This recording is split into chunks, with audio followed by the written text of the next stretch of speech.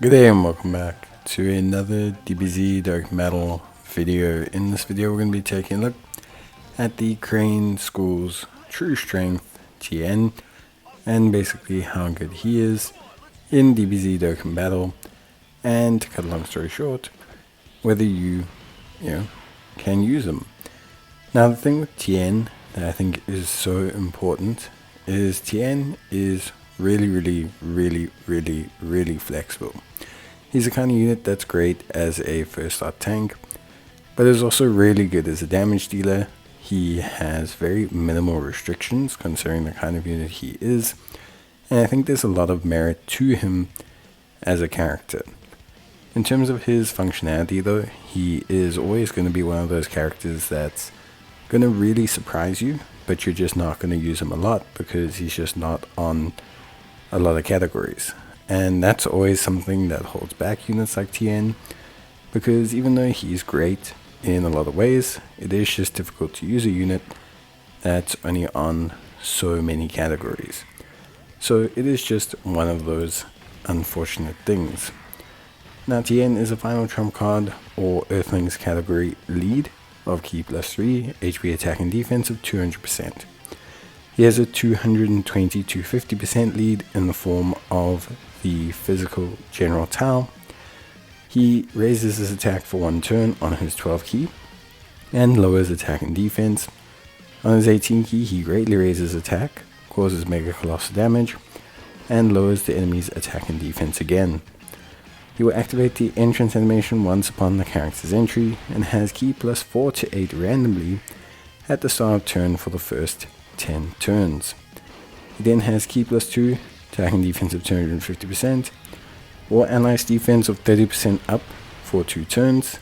Before receiving an attack within the turn, he has a damage reduction rate of 75%.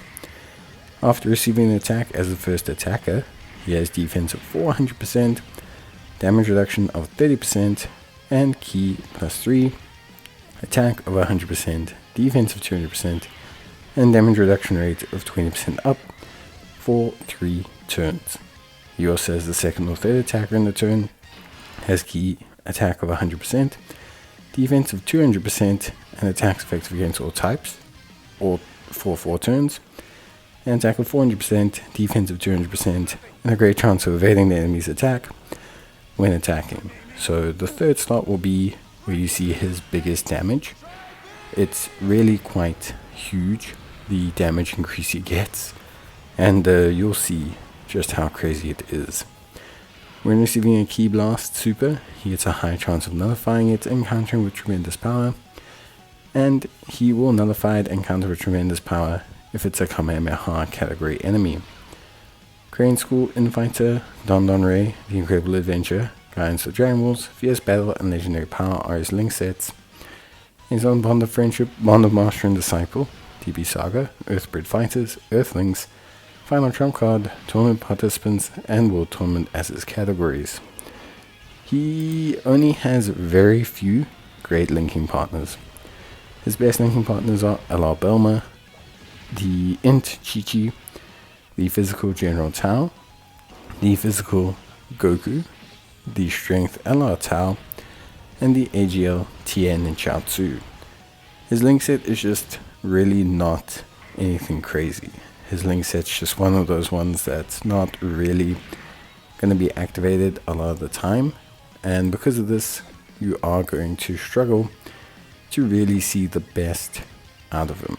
I think that when you look at units like this, there is kind of this prevailing sense of like, this unit's great, he's got great flexibility, he does amazing damage, he does a ton of incredibly cool and interesting techniques, he's a good first start tank, he brings attack lowering, which is crucial, he's really reliable defensively, he has great offensive damage as well, but he's so limited because of links and because of categories.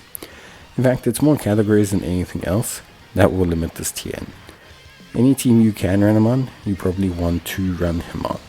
His only limiting factors are the fact that he needs to basically have a Turtle School Kamehameha category enemy to activate his active skill early, Or the only other thing you have to worry about is his, that's it really.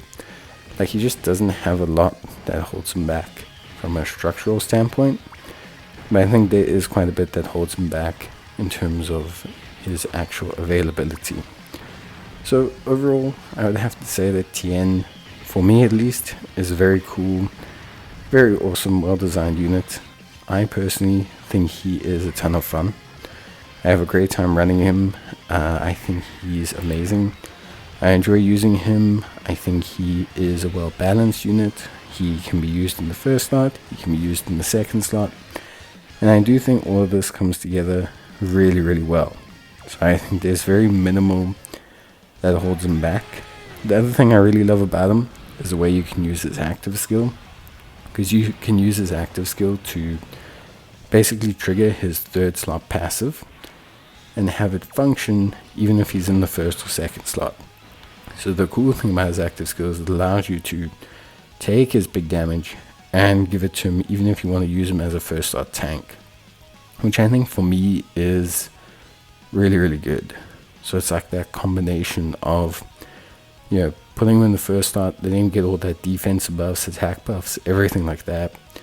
Then you can use his active slot in the third turn. Then you can use, you know, his second slot role to give him attacks effective against all types. Like, there's just a lot you can do, and I think like being able to do all of that is honestly one of the coolest things about Tien. Yes, I think unfortunately damage wise he's a little bit limited, obviously, if you don't want to roll or run him in that, you know, kind of third slot role.